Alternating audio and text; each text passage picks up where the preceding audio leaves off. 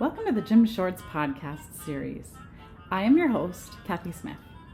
Today we are talking about music education. We will meet Karrin Meffert-Nelson, Gustavus Adolphus Associate Professor and Principal Clarinetist at the Minnesota Opera, to talk about music as a learning tool. I'm really excited to introduce our next guest, Dr. Karrin Meffert-Nelson, Associate Professor, Clarinet, Gustavus Chamber Winds. Dr. Meffert-Nelson, DMA, teaches courses in music education and music history. She maintains an active performing career as principal clarinetist with the Minnesota Opera Orchestra and through freelance work with Minnesota Orchestra, St. Paul Chamber Orchestra, Northrop Ballet Orchestra, and with productions at the State and Orpheum Theaters. She frequently appears as an adjudicator for area solo and ensemble contests and works with the woodwind sections of the Greater Twin Cities Youth Symphonies. First, Dr. Meffert-Nelson, may I call you Karrin? Is that okay if I call you? Of course, my name being as long as it is, Karrin is easier. That is fantastic. Yeah. Okay, well, great. Karrin, I am honored to say that I knew you when we used to play Lemon Skip It before school in Apple Valley as kids. You've grown into quite an accomplished musician. I am in complete awe. Karrin, I love to start our conversations by asking this very simple question. What was your favorite childhood book and why?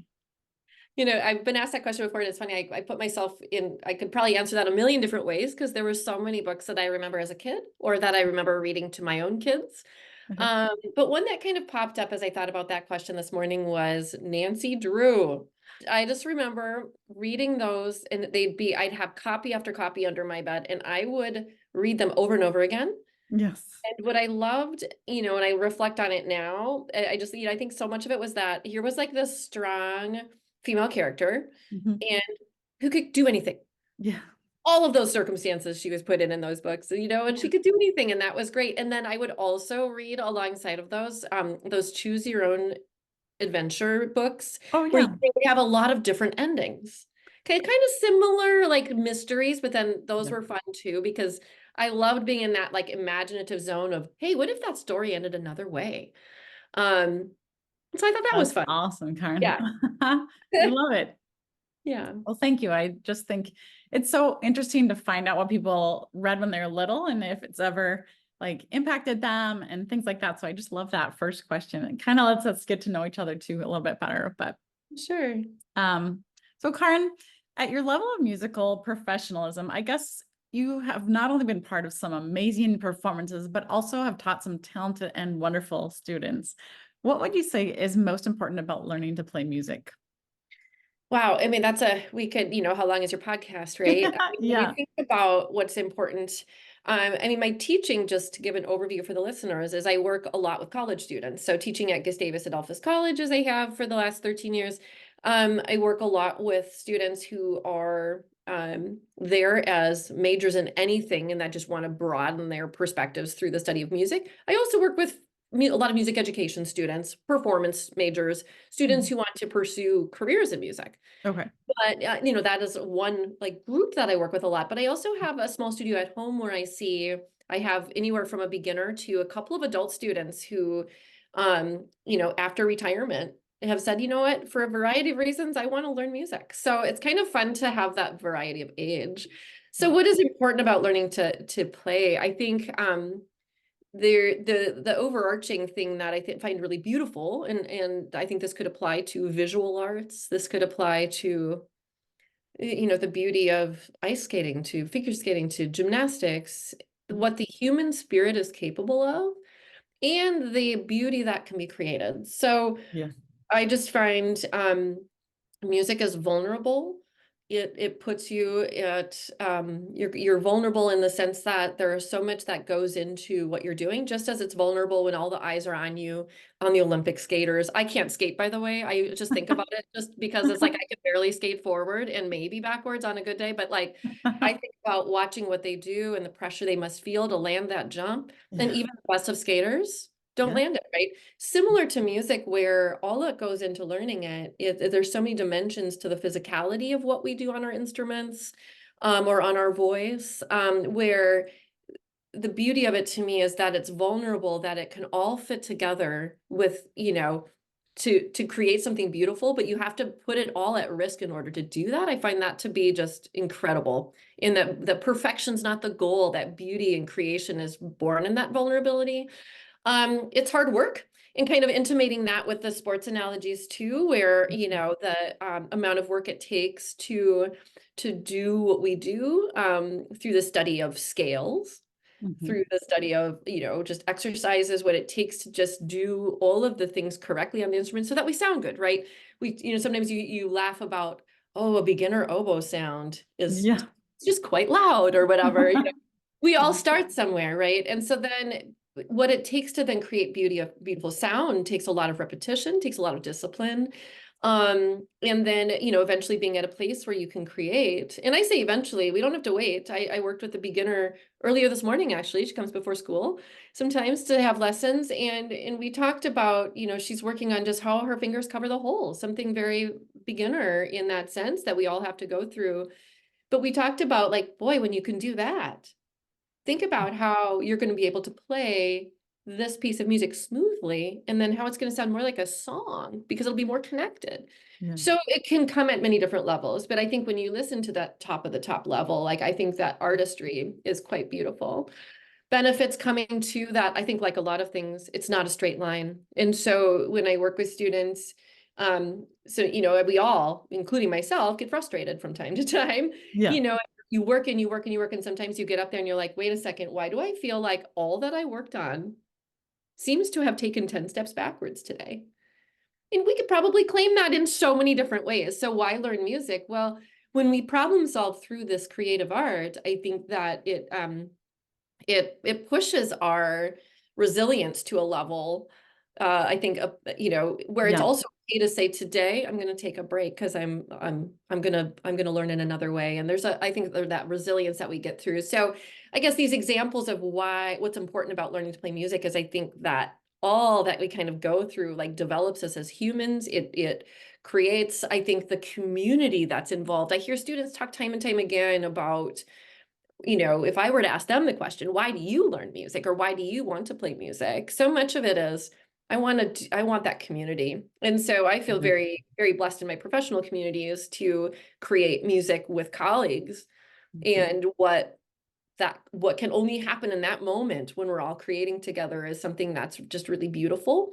And again, that celebrates the creativity that we have as people to be able to do that. And really, the power of what that does is, when, you know, when we do that together, it's just, it reaches a whole other level. So I think, and then the dimensions, right? There's the like, what I was giving examples of, the physicality of learning an instrument that leads to artistry. I think there's also the history of music, that we can look back to the historical study of what we do, and the prominent voices that are given to composers. So whether that is Mozart from, you know, back in the 1700s in Europe, to I just was rehearsing with a faculty woodwind quintet from Gustavus at my house yesterday, and born in the mid 70s, who Wow. wrote this beautiful wind quintet. And I was like, wow, I've not heard her before. I can't wait to learn more music by this composer. Yeah. But what's interesting is that, you working with composers as I do now, I recently did a concerto performance by Oscar Navarro, who's a composer out of Spain. Oh, And, yeah. we're now working together to see, how can I commission a new work by this composer? There's something very powerful about the current voices. What can I learn about the Spanish culture through his writing? What can I learn from, if I were to find a piece of music by, say, one of my favorite composers right now is Valerie Coleman, and her perspective as an African American woman? How does that come through the music, and what can I learn from that? So the dimensions in that question, as you can see, there's just a lot of ways Yeah. to go about it. So I guess I'll pause there, but, like, I could just keep going. As I said, how long is the podcast on why we Right. learn? I mean, it's just so phenomenal. You touch on so many great points too, like being a part of a group that's, coming together to make something even more beautiful, to even studying different cultures through music and the composer's point of view. And even now, in modern music, we look at Mozart and Bach and Dvorak and all those people, but let's bring it into a current, what's going on now. And I think that's so cool that you can extend that in music. It's Well, and really you think cool. about and how long has that been, right? I Yeah. mean, we could point even earlier than this, but I think about how music through really tough times of slavery, what did our music do during those times? Or I think of even um, Celebration of. celebrations of of freedom, or music being a part of inaugurations of presidents, Yeah. or think of our military bands, or think Mhm. of there's just so many ways that it kind of comes into our world Yeah. that really ties to an expression of time. And even when you study music of say Mozart and this dimension of study, it's like, well, how did the music during the time of the Enlightenment, what did Right. that mean? What. And so the power for that to kind of weave in just a point of time in look through the lens of that, or how visual art and music align too, which is fascinating. It's an incredible study.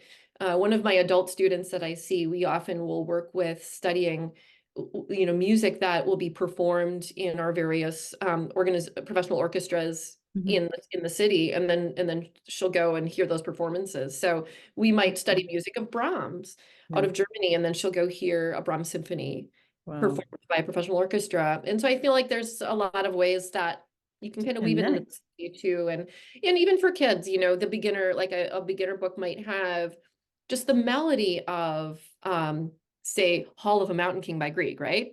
Yeah. And so you could study like maybe a little bit of the theme, and then you show this to the kid, it's like, guess what?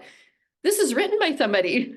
There's Yeah. somebody behind this music, and it's a bigger piece. So then they can learn about that even at a younger age as they're starting an instrument. So yeah, I think it's got a lot of power to kind of come into our world, into our understanding of the world. Sure. So, Karin, can you tell us more about the connections between music and learning? I mean, we've really talked a lot about learning culture, learning parts of it as young kids listening. Are there anything more that we want to talk about? When I think of the process itself, right? If I just put myself in the middle of a performance. Okay, so my most recent performance was with Minnesota Opera, Mhm. and we just wrapped last week a 3-week run of two short one-act operas. Okay. And if I think about that, there was a small orchestra, and the conductors facing the opposite. The singers are behind because we're all on stage, and it's all Oh, But sure. what it took to coordinate that was something of took a lot Mhm. of composite trust. That's for Yeah. sure. Mhm. Um, but when I think about what goes through my mind when I'm playing, right? It's like Mhm. I'm doing all that I need to do on my instrument, which is the clarinet. Mhm. And I'm playing, I have to learn all the notes. I have to understand what key I'm in. I have to understand the patterns and the rhythms and the pulse and the speed, right? You hear something fast, you're like, whoa. So then you have to practice that, and you have to work on the agility of that, right? So there's that whole side of learning a piece. But Mhm. not only that, during that process, I am listening to the strings, the percussion, the piano. I'm also watching the conductor. I'm listening to the singers. I'm listening to all of my wind and brass colleagues around me, because it's not just my part. Yeah. It's how that fits with everybody. So if I think about what my brain is doing all at the same time, I think when it comes to brain development, I would absolutely love to sit down with a neurologist and say, that's got to amount to something. Yeah. We did at Gustavus College, there's a Nobel conference every year, and there's a topic, and then scientists in that field are Mhm. invited to our campus for a symposium of sorts, or a conference. Mhm. And so one of the years, my early years at Gustavus, the topic was the brain. And I do remember that one of the scientists talked about the musician's brain because of thinking of all of these dimensions at the same time. So I think that's one like incredible benefit that happens for that. And and you hear about, say, like Parkinson's patients using music. Mhm. You hear about that being helpful to Alzheimer's patients.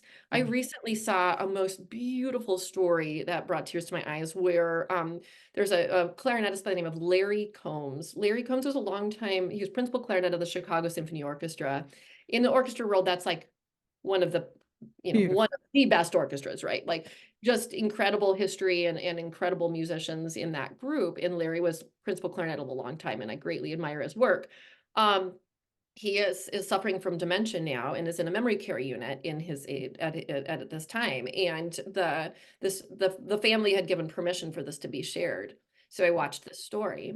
And from what I understand, I mean, he hadn't touched a clarinet in a long time, but there was one in his room.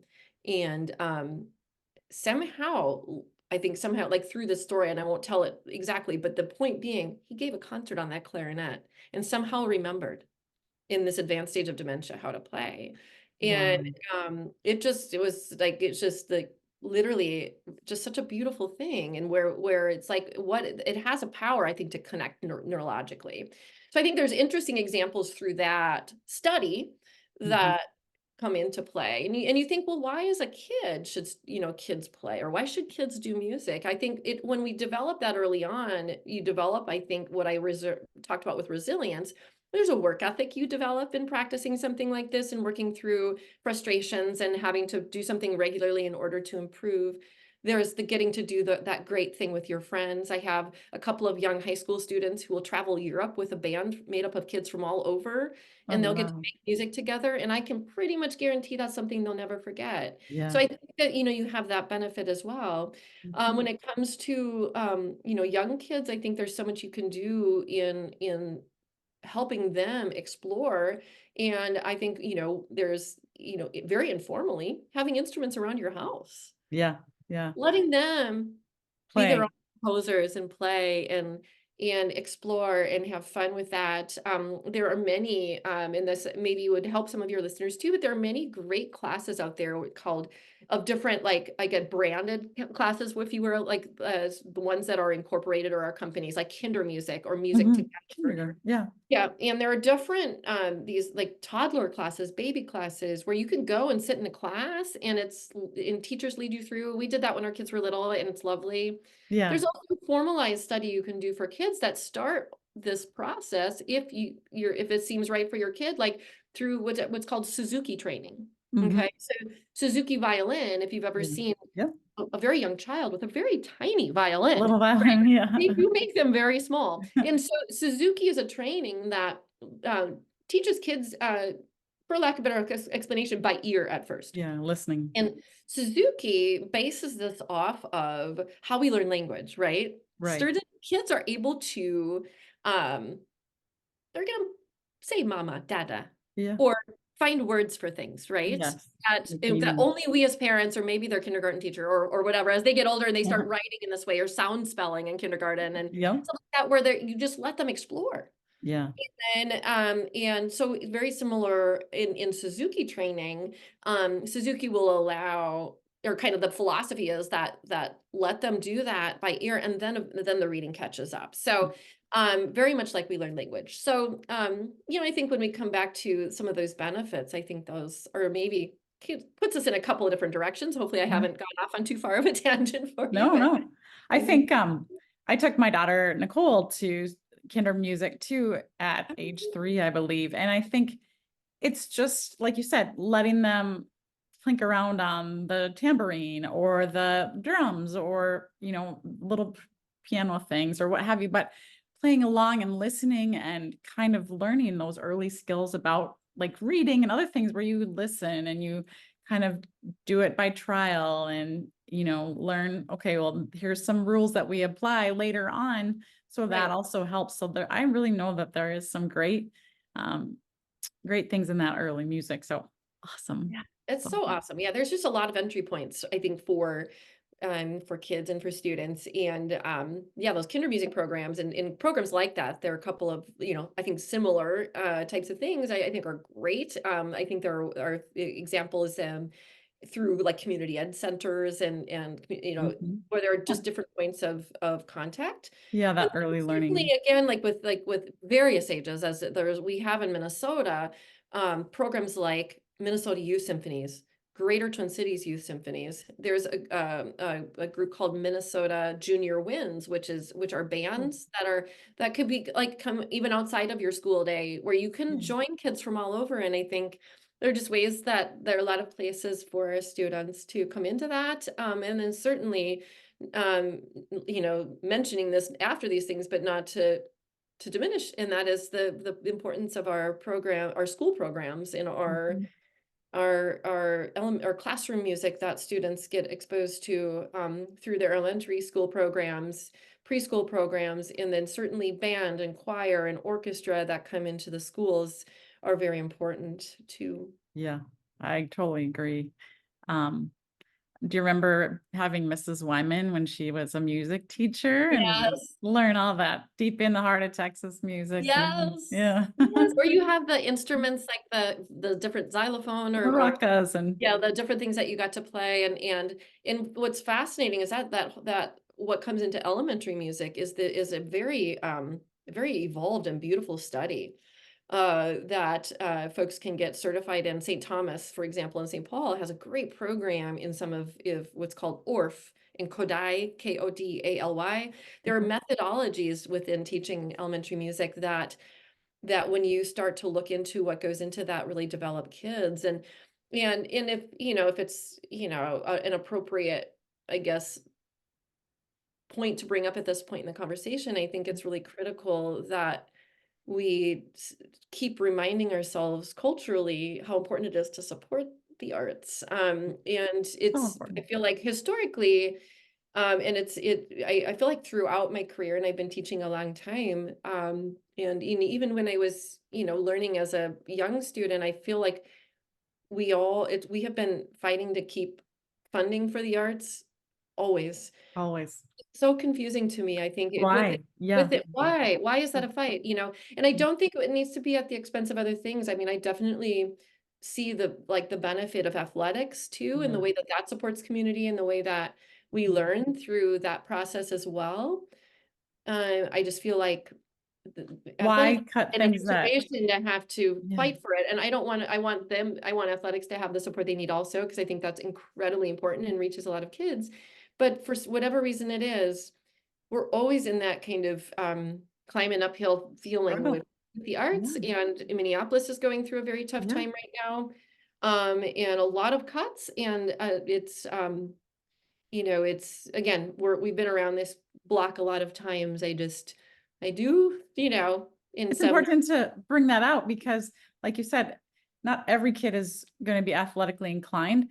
right, And we do have phy ed and things for kids, but some kids gravitate towards the arts and music, and that's where they find their joy and they can express themselves in a way that might not be in the athletic world. And to be right, able to diminish that or make that anything less just doesn't seem fair for kids, music and the arts. Mrs. right, Wyman was our music teacher. Mr. Wyman was our sixth grade arts teacher. But right. I just feel like kudos to you to bring that up because really that is fundamental learning, Right. I think you're right that there's like I feel like we need entry points into something beautiful like this, Yeah. and we're as, just as we need, debate and Yeah. uh speech club and theater and Mhm. visual arts, and Yeah.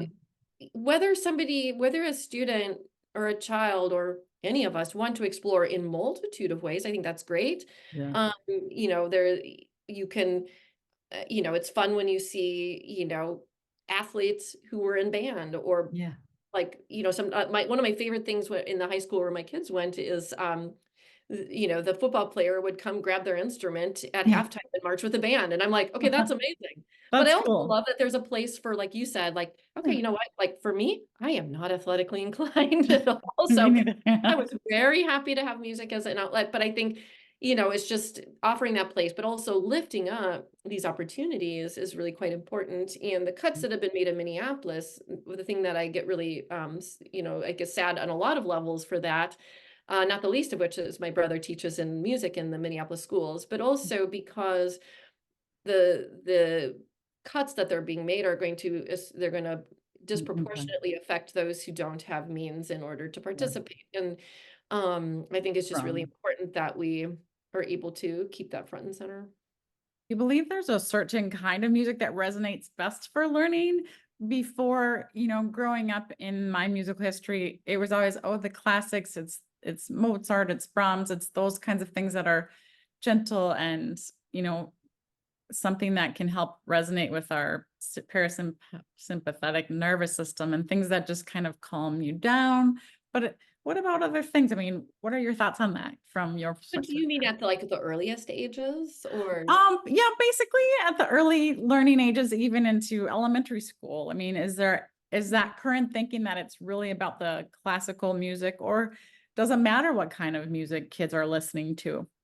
I mean, I think that, the broad-based, I think approaching it where, I think it could be anything, truly.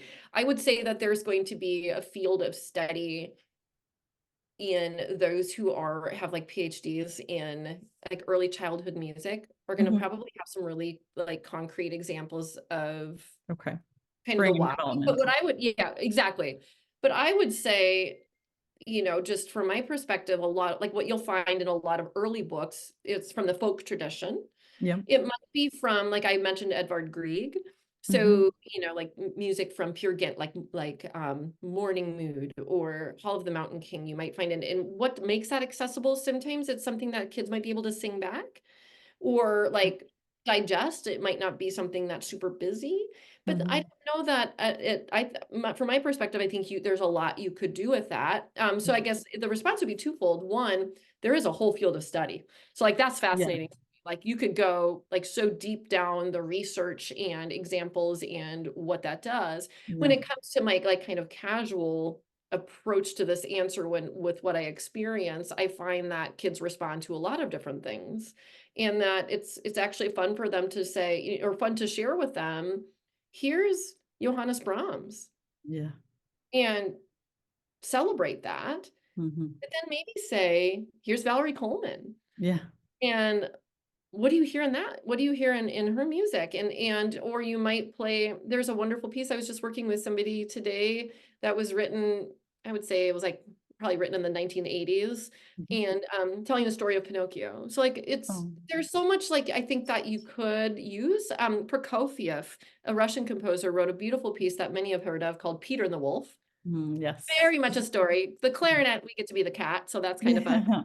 But I think that can be very accessible too. So, I think that there's a lot of ways and kind of ways to get into that. I think what's fun for kids is that they could experience a lot of different approaches to this. So Minnesota Orchestra, St. Paul Chamber Orchestra do family concerts that are geared toward kids in really fun ways. I think that's amazing. I Yeah. think kinder music together programs like that will use different genres of music Hmm. to reach students. And then even if you like for those who are in beginning band, if you look through those books, you're going to see kind of a combination of things. And I think that a lot of what's published now for young band students is trying to kind of combine folk music with introducing them to composers who are maybe no longer living, but provide a great foundation for us. And then also exposing Modern. them to what's written today. Hmm. Students in high school bands and even in middle school bands oftentimes can zoom in with living composers now. And, Oh, COVID wow. made that it's like they could have done that before COVID, but now it is such a thing that Yeah. I feel like I'm seeing that and living that so much now where like you could work on a That's, piece and you could bring the composer in and work. So is um, it more accessible or less accessible? I, you yeah. know, I, I think it's also cool to just leave that to the listener, even a young listener, Yeah. not to underestimate, and say, oh, True. it has to be one way I because like they're, that. you know, It's open to anyone's open. Yeah, interpretation. exactly, exactly. Cool. I like it. Never exclude.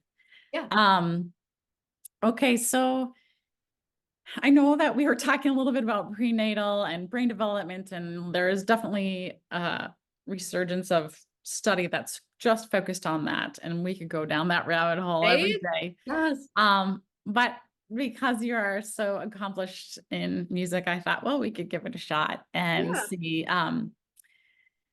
Do we know anything about musicians' brains versus a child who's not exposed or who does not practice music? I know you and I had chatted a little bit before, and just when you're putting all the pieces together, like earlier you were mentioning, we're listening not only to our music and watching the director, but listening to the timpani and listening to the flute section and the blah, blah, blah. So I'm kind of going down the already answer, but what do you think? Well, I mean, I think, there's obviously, layers to that because I think, just like, you don't want me to be your next person at bat in a softball game. You just don't, because I'm not going to get on base. So like, unless I get walked. So I do believe that for some, it's like, yeah, music, I, we're all different. So I feel Yeah. like, there is that. But, when it comes to exposure, I think that that's great, and I think, if we're at least meeting students in the elementary classroom and they're getting that as part of their training, I think that's awesome. I think it's about access for everybody so Yes. that if they want it, if they would like to pursue it, I think, so I'm really trying to put a lot of my work, some of my work, I guess is to say right now, is behind commissioning new music. It's behind, I'm on the board for the Minnesota Wind Orchestra, which is a newly developing professional wind ensemble in the state of Minnesota. So Cool. with that, it's creating this professional organization that not only will take what the symphony orchestra has in the professional world, but also for band, creating a professional ensemble. A big part of what we're doing though is interacting with schools and providing scholarships for students to be able to study music and trying to increase accessibility in every That's, possible way. So I think to me that's what's important. yeah. Now, tell me the original question again. It was Oh, just if there's a difference in a musician's brain versus someone who's not been exposed or doesn't practice. And I think yeah, you're answering it by saying, hey, let's get that exposure and that accessibility for everybody. And then let's see how that impacts their life. And right. And I think maybe, that maybe, and for some, again, I can't say like every single person needs to play music. I mean, I would love it, yeah, sure. It's yeah. like but it would be like telling me, okay, you better get out on the basketball court. And it'd be like, oh my goodness. Yeah, no, You I can't do that. appreciate the story. So for the listeners, because Yeah, yeah. as Kathie said at the beginning, we, grew up across the street from each other. So Yes. Kathie knows my dad, Blair. Yes, Blair. So this is I a love great Blair. story with this. My daughter played basketball and they had a day where it was like bring your grandparent or parent and that you would play a game with your kids. Well, it happened to fall in a time where both my husband and I had a conflict. So my dad went. So Blair was out there and one of Katie's friends, Grace, tells her mom on the way home after. So my dad, bless his heart, he's out there playing basketball with the girls. And Katie's friend Grace says to her mom, who then shared it with me after, she said, well, mom, because Katie's grandpa was there, you weren't the worst one out there. So we all have our gifts, right? Yeah. Blair being But a you know what? I love competition, Blair because I can just see him out there doing his best doing it all. to get that basketball in the hoop. I can see that. It's so Yes, sweet. yes. So I think, but I do think, yeah, I would come back to, I do think that the brain is developed in a really special way. And I think, yes, are there other ways to get that? Probably for everybody, there's a way to find that, right? But Yeah. I do think that accessibility piece is really critical. Yeah. And that through those examples I shared, I do think it develops critical thinkers. And it's why, kind of my other soapbox is, can we keep STEAM, please? Steam. As I Yes. believe in that. And in fact, so many of my students at Gustavus who are not music majors are in the sciences. Hmm. It's a fantastic example of STEAM. They're Yeah. like brilliant physics majors, chemistry majors, biology majors, etc., who play music. And so having arts a part of that equation, I think, is kind of keeps us keeps that our minds developing in a critical way, but yet, with the arts, I feel like there's so much more power to that. Yeah. A culture that embraces, I go back to the word vulnerability Hmm. of that process. Yeah. I feel like then when we're solving complex problems in our society and our world, Yeah. doesn't it make us converse in a way that maybe we're listening to each other more, or maybe And we're we can have an understanding? Yeah, understanding. Like there's finding a the good and the things that we both can understand together. Yeah. And I feel, yeah, that's when we're creating something, if I use again the musical creation again, I feel like that is one that is really like, if I feel like that where we're in that place of creating, you have to be forgiving of yourself Yes.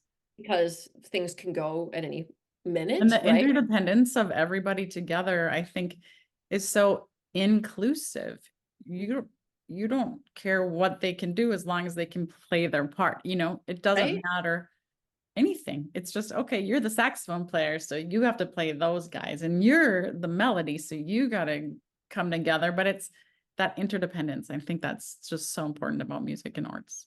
Well, and I think this example may be applicable to share at this time. There's one, sometimes, so part of what I do as a freelance performer is I might be called by a contractor to play a gig, right? I might Yeah. do like something that comes up one time. Yeah. There was a group, I'm not gonna remember the name of it, of the organization, but it was the conductor would travel and do this I guess event, if we call it that, Mhm. in different business conventions. So there was a meeting of at the convention center Minneapolis, and it was 3M's meeting Mhm. of executives from around, like they pulled it like top leadership, like executives from 3M, Mhm. and they were at this meeting, this leadership meeting. And what this person and entity did is I was hired as a musician as Mhm. part of an orchestra. We got there early in this conference room, and he's rehearsing us on a piece, happened to be by Brahms. And we were rehearsing it. And then he just said, then from there, he didn't like set us up to say, you're going to experience A, B, and C, but he said, what's going to happen is the attendees of this conference are going to come in and they're going to surround you. So it wasn't like orchestra audience, like it was like in a Sure. conference room, and they were sitting all around us. Wow. And then he Surrounding said, just go with, just go with it, basically. But what he did was, I'll give just a few examples, is he conducted us through, it was a very short work, them. conducted us through the work. So, okay, great. Then he tried it another way. He got up there, and if you can think of a conductor over conducting, like just going just like getting, like being way too much. Yeah. And even as like people at the conference, whether or not they had musical talent, you could observe that he was being absurd. Oh. And like, so he's up there, and we as musicians, we start responding in a way where like I Yeah. start looking at the concertmaster, who's the first chair violin, Mhm. and I'm like watching her, and I'm listening, and I'm listening even when the conductor's conducting, but like I had to tune that out because I Yeah. couldn't do what I needed to do. Yeah. So then, you know, he did a little bit of that, and then he would get like, what do you observe? And they would say, well, geez, Oh. they kind of stopped watching you. Yeah. And they were like, they were watching each other more than they were watching you. And then he did another example where he did almost nothing, and people observed. Oh. And what was fascinating was the parallel was being a leader. Yeah. And how do you entrust your team to do the best possible work? Fascinating. What a great lesson. Fascinating, right? And so Yeah. like, and that went on for like an hour plus, Wow. different examples like that, I love that. how we bind together. But like, to me, that's like when you talk about why do we learn music? Why is it good? If kids can do that, can they resolve their playground issues? Yeah. They can learn to do music together. If they can learn to create something together, there's maybe I something love in that. that. But yeah, Yeah. I thought that was a really That's powerful. so cool. Love Yeah. it. Yeah. See, there's just so many good things. Okay, so here's one for you. You said that mostly you're working with older kids and college kids, but you do have some littles. In general, is there a good age that you recommend parents to introduce kids to playing music? What do you thought? What are your Well, thoughts on that? that's a great, I think, like I said, there's a lot of entry points. So I think for young kids, right, you've got the kinder musics and those types of things, as I've mentioned. Mhm. If you want something more formal for your young child, I Yeah. mean, you will see 4-year-olds, rarely younger than that, but sometimes you'll see 4 or 5-year-old, like with the tiny violins again, or Mhm. others. There's also Suzuki piano. Okay. That's, and there's also traditional piano. You could probably start younger. I think it really depends on the kid, Okay. Yeah. and just like what they're interested in, and whatnot. When it comes to, um, like learning, say, like a band instrument, you have to be you have to be a little bigger to be able to do that. Yeah. I traditionally band is starting when you're 10 or 11. Uh-huh. Um, and so that's going to be kind of through your public school. There are a few adapted instruments that sometimes you see younger kids start on. I've seen like really tiny trumpets or really tiny like Yeah. flutes that curve around this way, so you're not I'm sure reaching they're not. that kind of thing. But, Yeah. that's, I would say with musical, like with instruments that you'd find in the band, that's more commonly coming into your, fifth and sixth grade year. Yeah. But I think, when it comes to like how early, how early is too early for Right. exploring, just go right at it. Yeah, exactly. Like, I remember our oldest, who's now a professional tenor sax player, actually, when he was a baby, and I would sing a note, he would match that pitch and would just like Wow. sing to the pitch, which was Wow. really interesting. And he did that before he talked. And so I don't know, like, Wow. Phenomenal. stuff I like mean, that that. is brilliant. Just don't even know, but like I so think that like there's so many kids who like it's just kind of fun to like put them out. Or I would go into our kids' kindergarten classroom. There was a woman who had put together this incredible series called Bravo. So it Mhm. was like this, like she put together the curriculum so that any Oh, parent, musically trained or not, could go in and volunteer in the classroom. And there were these lessons you could do with the kids. So it was a oh, cool way cool. for parents to get involved in whatever. Well, I of course went off script a lot being a musician, but one of the things that they did was they would play like I would play a piece of music and I would just tell the students, okay, dance in place, like I'd give them their circle so they weren't like all over the classroom. But I was Yeah. like, here's your circle of space. Dance how you think the music is. And they would just find the spirit. And you asked before, like, what music? Well, you could do anything. Yeah. Or have them color. Like, color, what do you think this is? What story is this music telling, do you think? Yeah. And That's so guess awesome. what? Everybody, there's no wrong answers. Yeah. So, you know, I think that So then that's, good. I love it. yeah. I used to do that with my kiddos. When I was teaching my kinders, I would always just have music on in the background. So they were Yeah. always exposed to it while they were doing whatever they were doing. And it was just soothing. And then some of my kids that had some behavior, increased behavior issues and things like that, I would bring them in and just play the classical music and just let them Well, and you find their talked about the body. parasympathetic nerve, and certainly there's a lot written about Mozart Yep. specifically, and it is, and the reason for that, by the way, for as I understand it, Mm. is that because the phrasing is balanced, Oh, sure. there's an elegance about Mhm. the approach to the melodic writing Oh, that sure. there are reasons that musically you could back that up. Yeah.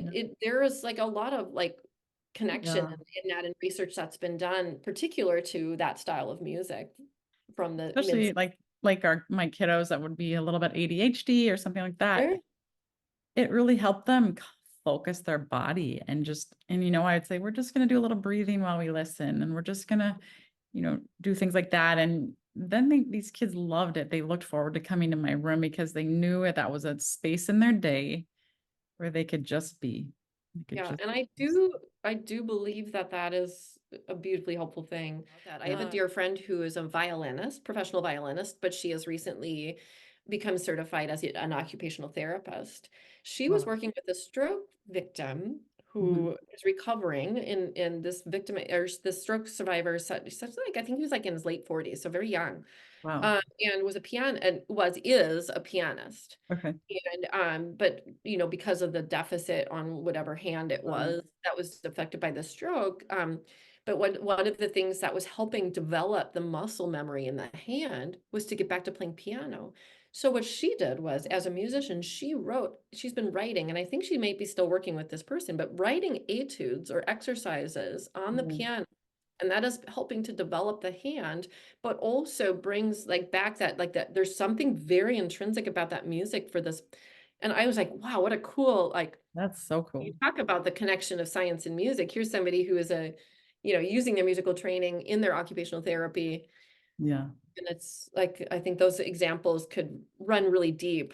But I think it's those kinds of connections that might help that ADHD kid, or that might Yeah. be a pathway for, say, somebody with Parkinson's, or Yeah. like we talked before about, dementia, and the power that music has to bring Yeah. kind of Wow. connect. Yeah. Mm. I love music, so I'm so fascinated and I loved listening to your story.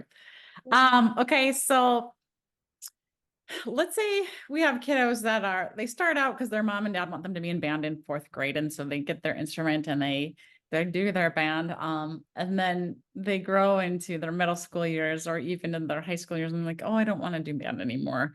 I mean, are there ways that we can keep kids interested in music, or do we push them? Do we say, okay, well then you're done? I mean, as even as a parent too, Karrin, I mean, do you feel like we should push our kids in music? Do we just let them do it? What are your thoughts on that? But that I feel like, sure, I mean, as a parent, I come to that, or I'm coaching parents a lot with that. I think that's a complicated thing, of course. I think on the one hand, I think it's learning to be resilient when we face challenges. It's not just band is not one season, like a Yeah, main sport season, though yeah. many of our athletes are training all year round and stuff Mhm. like that. But I do think sometimes the perseverance beyond Mhm. is important, Good point. but there is a point at which it's not for everybody, Yeah, right? And so I think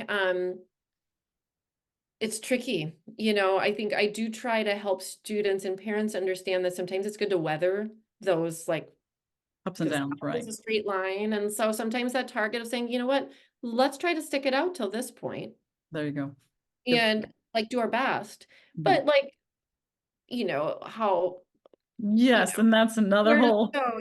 It's like I had a conversation. student who very talented kiddo.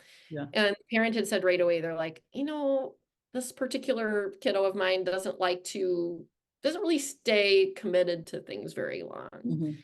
And so she's like, I hope that she'll last in this. Well, very talented. Things came quite easy to the student, did pretty well, and didn't really stick with it. And the trick there is it would be nice to pick some things so that eventually they learn, right? But then there's a point at which, well, where do you go? No, I think that this kiddo ended up doing choir, Mhm. which was, good, Yeah. like finding a point and sometimes exploring. It's like balancing that individual, the person with Yeah, that's a the good point. question, but I do think, I do like to have parents try to think twice before saying, oh yeah, let's just move on. Yeah. Because I there can, is a commitment that, that you have in order to improve. So I think that I think yeah, it's walking that balance. line, yeah, that balance. Mhm.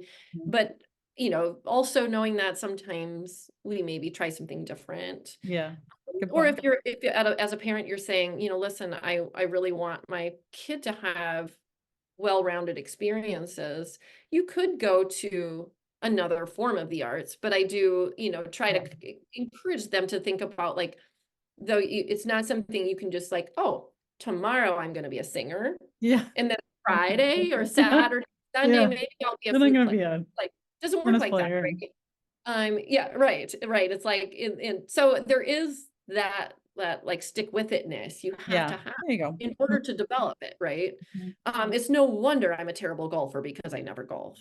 Yeah, Like, or, it's like yeah. once every 4 years. So I did finally get out with my kids. This was a number of years ago, and one of my kids said, well, Mom, you're not nearly as bad as I thought you'd be. I was like, all right, Thanks, excellent. honey. I'll call that a win. But so there is that. But I think that's where it's also okay that not every kiddo needs to be a professional musician. So but I There you go. think those are the kinds of conversations maybe to have around that topic. We talked a little bit before about the benefits of being in a part of a group and doing all that stuff. But if we're switching topics a little bit, what are your thoughts on the rise in screen use for children, and does that impact creativity, or contributes to a lack of problem solving abilities? What are your thoughts? I mean, this is just purely coincidental at the moment. It doesn't have to Yeah. be like, oh, there are these studies, but I mean, what are your thoughts personally about that?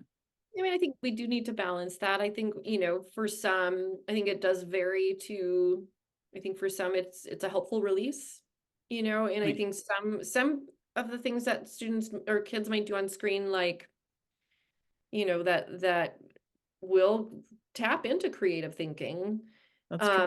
Um, there is something to be said, but it is, the just that amount of blue light, that amount is, Yeah. that can drain us. I think the one thing that I find, and I don't know if this is a coincidental, as you say, but it's like even with the shortness of text messaging, even with the, Yes. the games, like if you're gaming all day long and it's like you're doing Short. the Yeah. game, like, yeah, everything is short, that then when it comes to the kind of focus it takes to practice an instrument beyond, I feel like it taps a different part of ourselves than that. So I don't know if it affects it. What I sometimes notice as a college professor, one of the classes I teach, it has a writing component to it. And I know just feels like students, um, their writing needs a lot more work in terms of not being quite so segmented Right. and fluidity of ideas beyond. Development of, So that's the kind of thing it leaves me going, well, I wonder. I don't know, but I yeah. wonder. Yeah. Um, That's interesting. and what it takes to focus in that level. Now, I also would say, like, I don't know every style of learning or every kid, of course. So Yeah. you wonder if for some, if that balance isn't a helpful release. So I don't, Yeah. Good point. And I appreciate that you're bringing both sides of it into it, because yeah. sometimes myself as a teacher, I can get so hyper focused on, okay, let's get off the screens. Let's not do that. But I think to counterbalance what you're saying, really, some people need that release for a little bit, and it's all about balance. So that's, Solo balance is, I think, the key. yeah. But I do think that in those extreme cases, I think it definitely it makes it tricky to then live in a brain space that is like More music. creative Yeah, and creative and dimensional. yes, and more, like you said, developed rather than a short text message kind of, Right. not real developed thoughts or different processes. So, okay, love it. And then last, what are your recommendations for parents who are interested in getting their kids involved?